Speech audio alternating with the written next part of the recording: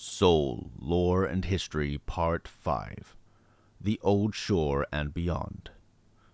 Soul has seen its fair share of war and conflict in ages past, but with the intervention of the gods, the last great war ended, and the kingdoms that remained receded and consolidated their power. The elven queens marched their hosts into obscurity, their royal bloodlines lost to the knowledge of other races.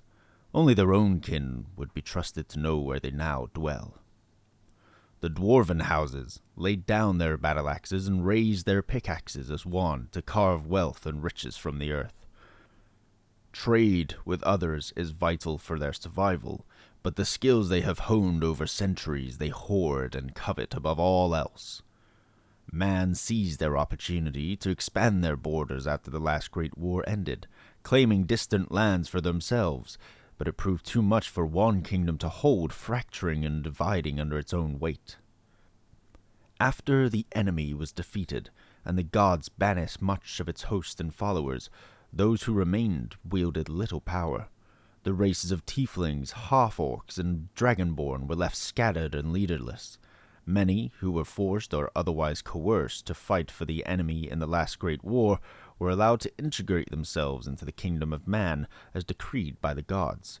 Those who refused this offer chose instead to wander as nomads, gather as proud factions, or else return to the old war-mongering ways as barbaric tribes. Whichever path they chose, their descendants would forever be met with mistrust and contempt by those who clung to such prejudices. Halflings and gnomes refused to fight in the last great war. Their sages and diviners believed that the conflict would come to a climactic end if they involved themselves, though legend has it that the gods only intervened after they were sought out by two wizards who pleaded with them to end the destruction of the world they loved. Their names were lost to time, but it is still said that they were both short of stature and brave of heart. It is now the promised age. Shadows grow on the edges of the map as the threat of conflict looms. The rich spit at the feet of the faithful, and skilled opponents wage secret wars.